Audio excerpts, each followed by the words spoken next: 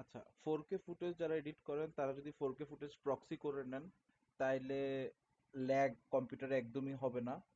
So proxy করার জন্য যেটা লাগবে আপনাদের বেসিক্যালি প্রিমিয়ার প্রোর যেই ভার্সনটা ইউজ করতেছেন, যেমন আমারটা প্রিমিয়ার প্রো 2023, সেম ভার্সনের এনকোডার লাগবে, মিডিয়া অ্যাডোবি মিডিয়া এনকোডার লাগবে 2023, বা আপনারা যেই ভার্সন ইউজ করতেছেন, যে ইয়ার ইউজ করতেছেন সেই ইয়ারের।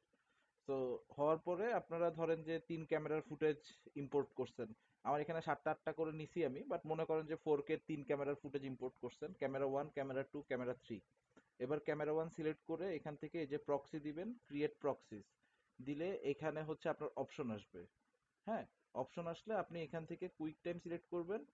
আর এখানে হচ্ছে আপনার এই যে সিনেফর্ম রো রেজলিউশন প্রক্সি সিলেক্ট করবেন, করে ওকে দিবেন। দিলে অটোমেটিক ও এনকোডার ওপেন করবে, করে এখানে হচ্ছে ওই ফোল্ডারে সবগুলো ফুটেজ অ্যাড করবে। এই যে এনকোডার ওপেন করে এখানে আপনার ও অ্যাড করতেছে, এখনো নট রেসপন্সিং, একটু টাইম লাগে সবগুলা ক্লিপ অ্যাড হইতে। এই যে সবগুলা ক্লিপ এভাবে অ্যাড হয়ে যাবে। অ্যাড হয়ে যাওয়ার পরে এটা অটোমেটিক ও প্রক্সি করে নেবে, যে এক একটা ক্লিপ প্রক্সি হতে মানে প্রক্সি ক্রিয়েট করতে একটু সময় লাগে, বাট একবার আপনি ধরেন যে প্রক্সি ক্রিয়েট করতে দিয়ে আপনি চলে গেলেন, মানে দুই দুই আড়াই ঘন্টা আপনি কম্পিউটার অন রেখে অন্য কাজ করলেন, প্রক্সি হয়ে গেল।